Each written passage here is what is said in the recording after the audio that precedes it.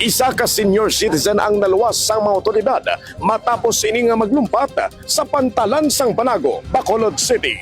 Yari ang report sang Daily News Central.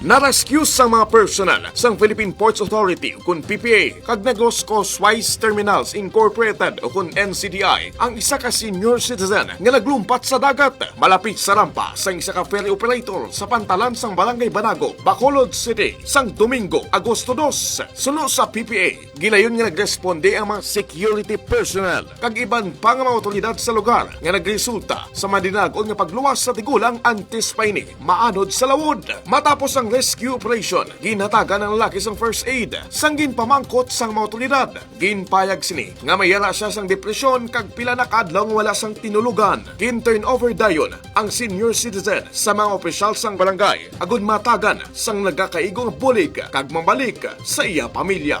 Report nagikan sa Patrol. Kaupod si Kadeli Jeremiah Pantalas, ako naman si Kadeli Jimmy Salvano para sa balita nga malapit sa bumuluyo adlaw-adlaw. Daily News Central.